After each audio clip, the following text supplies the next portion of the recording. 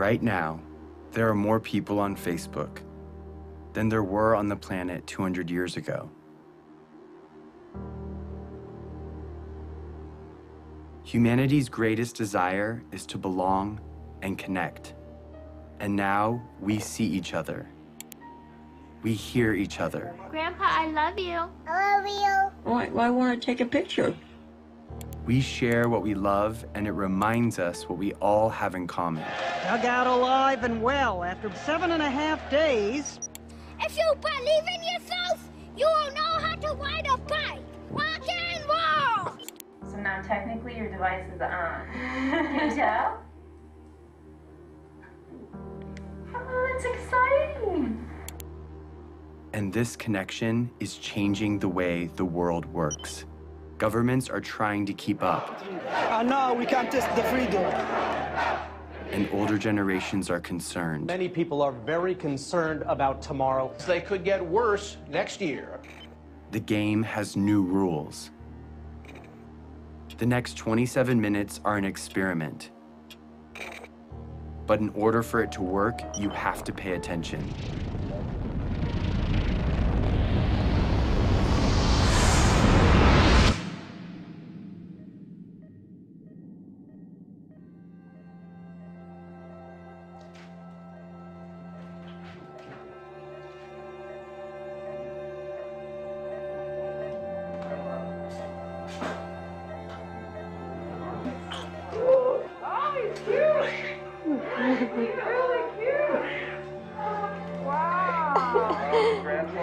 I can hear him. Every single person in the world started this way. He didn't choose where or when he was born. Yeah, he died. But because he's here, he matters. Yeah, we've been waiting for you. You made it. My name is Jason Russell, and this is my son, Gavin.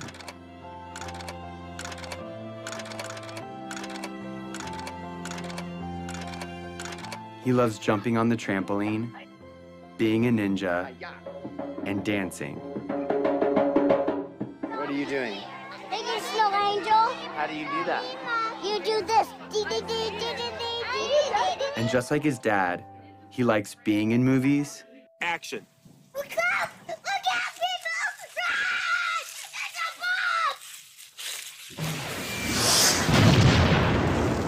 bomb! And making movies. Daddy, watch this. I think you got the video. But he was born into a pretty complicated world.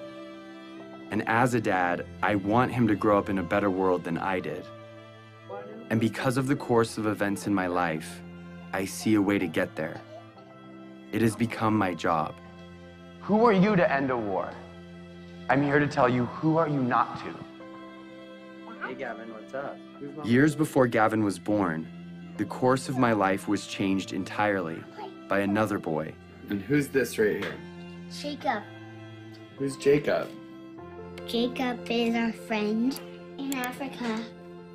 It's been almost 10 years since Jacob and I became friends. It's okay, they're nice. They're different than shark.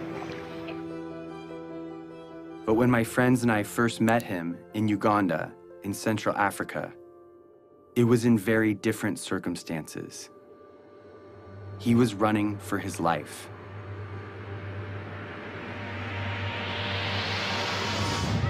You go to school here. Yes, Yes, that's how you know English so well. I know. Yeah. How many nights have you stayed here? You are making our work very, very difficult. You stop that now. The night I first met Jacob, he told me what he and other children in northern Uganda were living through. We worried the rebel when they raise us again, then they will kill us. My brother tried to escape. Then they killed using panga. They cut his neck. Did you see it? I saw. We fear that if we sleep at our home, we can be abducted by the rebels because our home is far away from town. They will catch us, then they will take us there in the bush. So come here to save our life.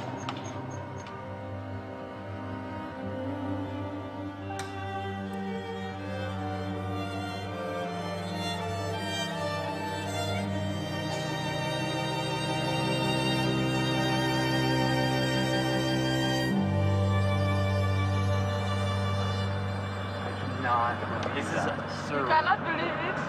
This has been going on for years. If that happened one night in America, it would be on the cover of Newsweek. What is it that you want to be when you grow up? For me, I wanted to be lawyer, but no money. I don't have money to pay my school fees, so that I learned and then I be lawyer.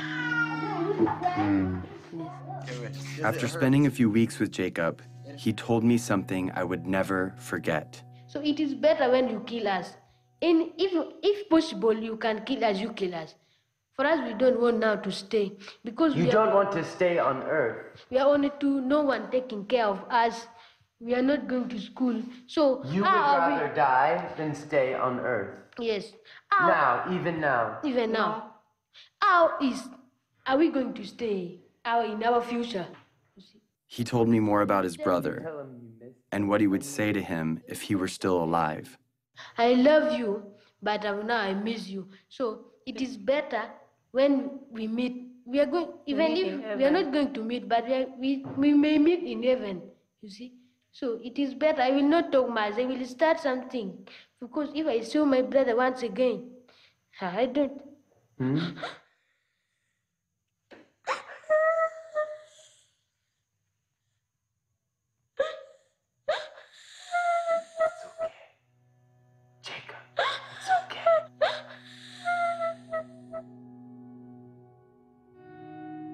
Everything in my heart told me to do something.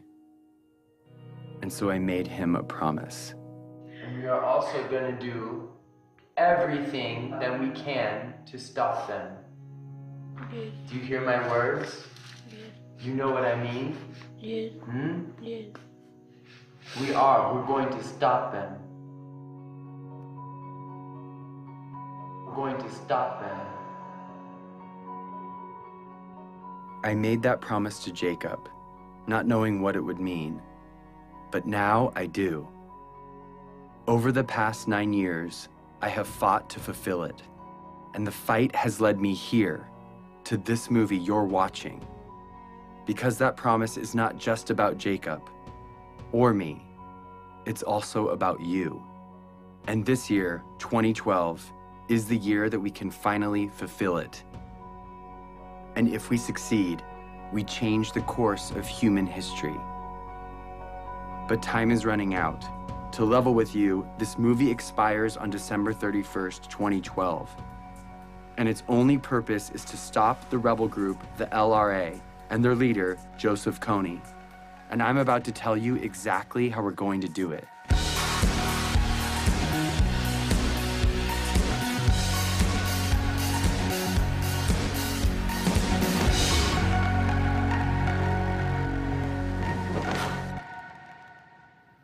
So the thing is, my son Gavin I've never really explained to him what I do. He knows I work in Africa, but he doesn't know what the war's about or who Joseph Kony is. So I'm gonna explain it to him for the first time today. That's what we're doing.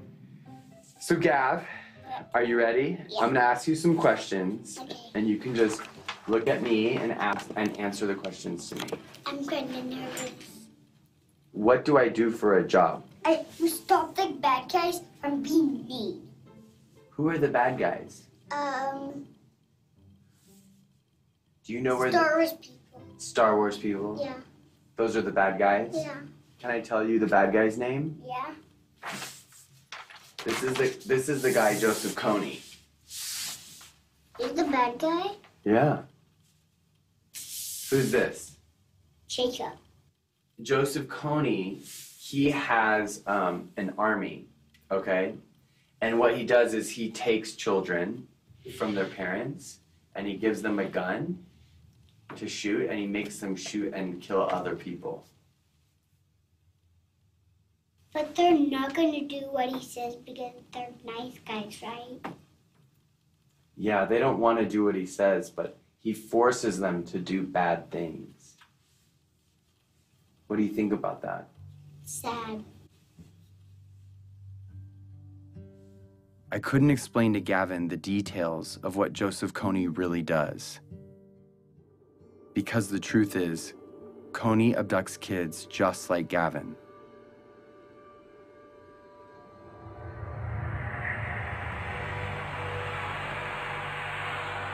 For 26 years, Kony has been kidnapping children into his rebel group, the LRA.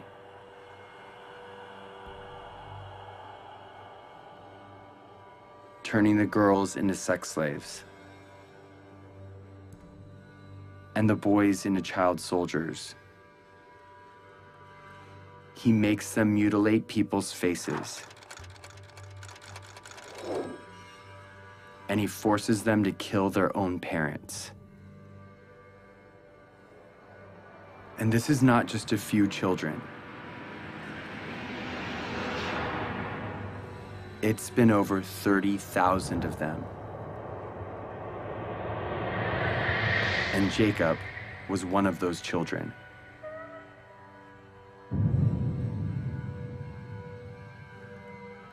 As if Kony's crimes aren't bad enough, he is not fighting for any cause, but only to maintain his power. He is not supported by anyone, and he has repeatedly used peace talks to rearm and murder again and again. Kony, different times, proposed peace and then just regain strength and attack. This is the head prosecutor for the International Criminal Court. In 2002, when the court was started, their job was to find and demand the arrest of the world's worst criminals. Although there are a lot of warlords, murderers, and dictators in the world, the perversity of Kony's crimes made him first on the court's list. Kony is the first guy indicted by the ICC. But the crimes basically are these: crimes against humanity and war crimes committed against the civilian population, including murder, sexual slavery, rapes, abductions. We need to plan how to arrest Kony. Start to plan and start to be serious. In fact, the only way to stop Kony is showing him, guy, we're going to arrest you. What do you think we should do about it? We should stop him. The criminal here is Kony. Stop him and then solve all the problems. We should stop who? Him.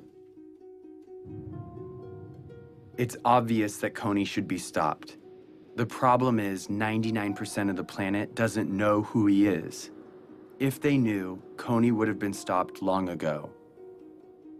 Let the world, let the international community take justice to him there. Follow him wherever he is. First, to rescue our children. And secondly, to deliver the justice. We are determined to cooperate with any friend of Uganda to ensure that this mindless killing and slaughter is ended. When my friends and I came home from Uganda, we thought that if the government knew, they would do something to stop him. But everyone in Washington we talked to said there is no way the United States will ever get involved in a conflict where our national security or financial interests aren't at stake. No administration, Republican, Democrat, Obama, Bush, Clinton, doesn't matter, would do enough because it's simply not an important enough issue on the radar screen of American foreign policy. Since the government said it was impossible, we didn't know what else to do but tell everyone we could about Jacob and the invisible children. Let's show this movie to as many people as possible in such a way that we can't be ignored. And when we did, people were shocked, and their awareness turned into action. We started something, a community. I have friends that have been living in this conflict their entire life. Fight for that, because that is what is going to change this world, and that is what defines us. We got creative, and we got loud. It's not over! It's not over! It's not over! And as the LRA began to move into other countries, Jacob and other Ugandans came to the US to speak on behalf of all people suffering because of Kony. Even though Uganda was relatively safe, they felt compelled to tell the world that Kony was still out there, and had to be stopped. I'm here so proud advocating for the people who are back at home. And this change we're going to make is going to last forever. We built a community around the idea that where you live shouldn't determine whether you live. We were committed to stop Kony and rebuild what he had destroyed. And because we couldn't wait for institutions or governments to step in, we did it ourselves, with our time, talent, and money. So we rebuilt schools. The best you can offer a child is by letting them be independent, and that was providing education. We created jobs. I have seen the lives of those who have been hopeless. Now they have hope. And we built an early warning radio network on the front line of the war to protect villages from rebel attacks. To update real time what's happening on a war zone 8,000 miles away. All of this was funded by an army of young people who put their money toward their belief in the value of all human life. They gave a few dollars a month of what little they had to a program called Try, and proved that a bunch of littles could make a big difference. And as a result, the unseen became visible.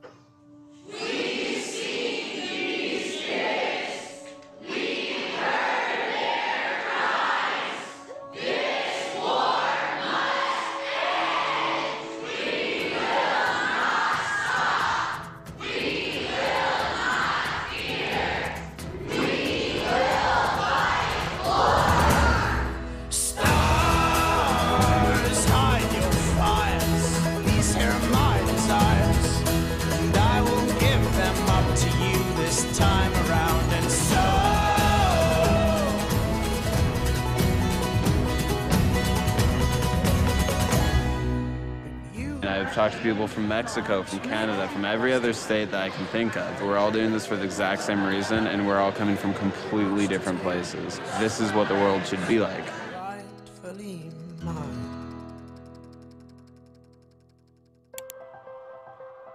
So with hundreds of thousands of people with us, we went back to Washington, D.C., and we met with congressmen and senators, one by one, on both sides, Republicans, Democrats, and they all agreed with us. Joseph Kony's crimes had to be stopped. Of all the problems that are out there, none is more severe than one that mutilates and takes the lives of little kids. These young members of the Invisible Children organization know that no child should live in fear of being abducted or killed. So they were determined to become their voice. They realized that these African children and families were invisible to Washington policymakers, so they decided to make them visible. And what I was told would never happen suddenly became possible. In furtherance of the Congress's stated policy, I have authorized a small number of U.S. forces to deploy to Central Africa to provide assistance to regional forces that are working toward the removal of Joseph Kony from the battlefield. Sincerely, Barack Obama. The surprise announcement came in a letter from the White House. The U.S. President's decision commits U.S. troops to help. Through advice and assistance, not putting Americans into combat, to help the countries of the region end this threat once and for all, then that was a worthwhile investment. We used to think we could not do it, and now when I see we can do it, I am overwhelmed. After 8 years of work, the government finally heard us. And in October of 2011, 100 American advisors were sent into Central Africa to assist the Ugandan army in arresting Kony and stopping the LRA. It was the first time in history that the United States took that kind of action because the people demanded it. Not for self-defense, but because it was right.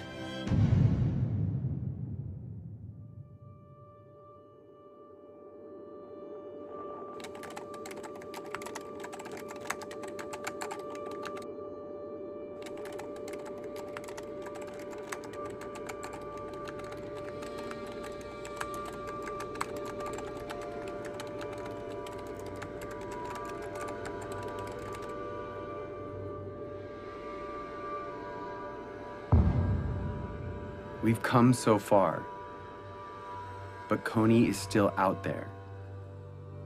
He's recently changed his tactics, making it even more difficult to capture him. And international support could be removed at any time. If we take the pressure off, if we're not successful, he is going to be growing his numbers. People forget, and you got to remind them, and it takes numbers to remind them. And if interest wanes, then it'll go away. And I'd end up standing out there alone trying to do something to support completing the mission. It's got to be 2012. It's not bad for the youth, it's bad for the world if we fail. It's not important just for Ugandan people, it's important for everyone.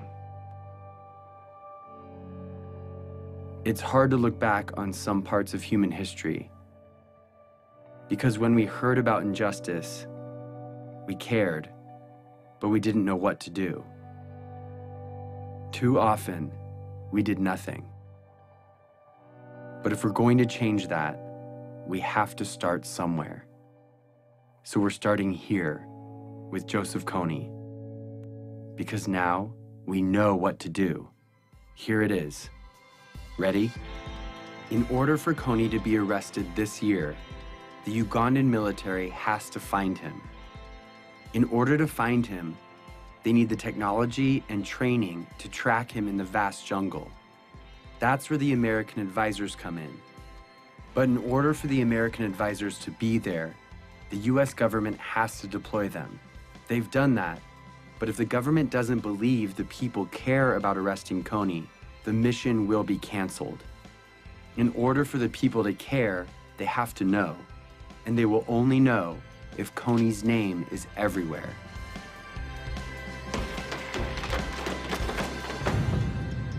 This is the dream. Kony arrested for all the world to see, and the abducted children returned home. Here's the biggest problem. Yeah. You want to know what it is? Yeah. Nobody knows who he is. I know, but I know who he is because I see him on this picture right now. He's not famous. He's invisible. Joseph Kony's invisible. Here is how we're going to make him visible. We are going to make Joseph Kony a household name, not to celebrate him, but to bring his crimes to the light. And we are starting this year, 2012. We are targeting 20 culture makers and 12 policymakers to use their power for good. Let's start with the 20 culture makers. Celebrities, athletes, and billionaires have a loud voice, and what they talk about spreads instantly. I'd like indicted war criminals to enjoy the same level of celebrity as me. That seems fair. That's our objective, is to just shine a light on it. If our goal is to get Kony's name known, the known should join us. We are targeting 20 of the most diverse and influential culture makers to speak out about Kony and make him famous. Oprah, Mark Zuckerberg, Ryan Seacrest, Bono. Then we're going after policymakers, the ones that have the authority to see Kony captured. They decide if the advisors stay or leave. So we need to remind them that in this election year of fighting and name-calling, no matter what side you're on, this is something we can all agree on.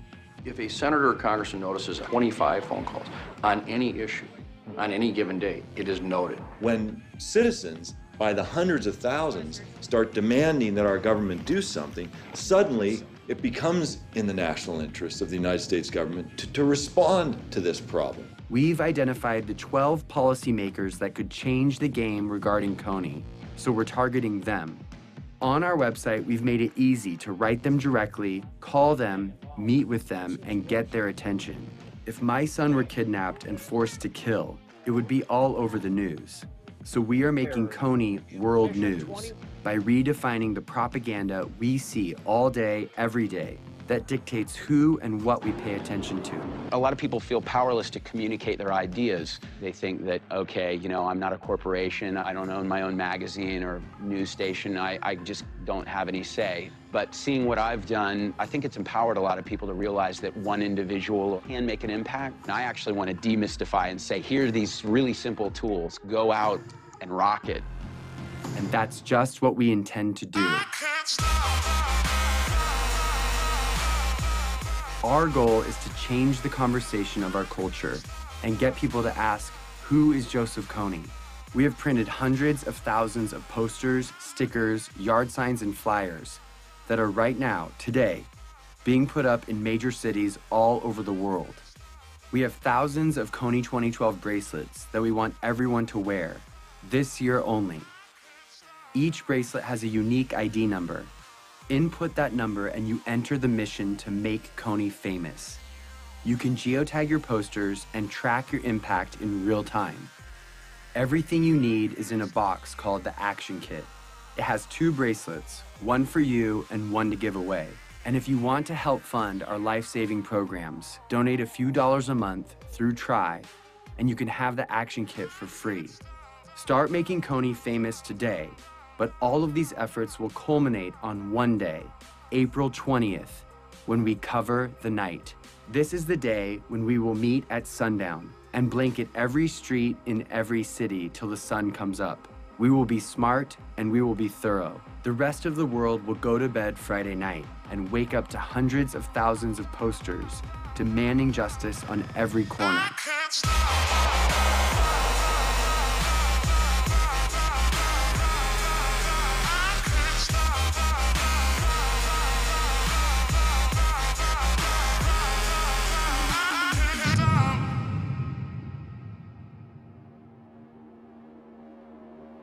It's always been that the decisions made by the few with the money and the power dictated the priorities of their government and the stories in the media.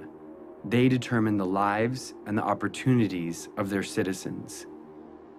But now there is something bigger than that. The people of the world see each other and can protect each other. It's turning the system upside down, and it changes everything. We are living in a new world, Facebook world, in which 750 million people share ideas, not thinking in borders. It's a global community bigger than US. Joseph Kony was committing crimes for 20 years, and no one cared. We care. We have reached a crucial time in history where what we do or don't do right now will affect every generation to come. Arresting Joseph Kony will prove that the world we live in has new rules, that the technology that has brought our planet together is allowing us to respond to the problems of our friends. When it ends finally by bringing Kony justice, it should be celebrated like worldwide. We are not just studying human history, we are shaping it. At the end of my life, I want to say that the world we've left behind is one that Gavin can be proud of, a place that doesn't allow Joseph Konys and child soldiers, a place where children, no matter where they live, have a childhood free from fear. I'm gonna be like you, Dad. When you grow up? Yeah. Are you sure? I'm gonna come with you to Africa. The better world we want is coming. It's just waiting for us to stop at nothing.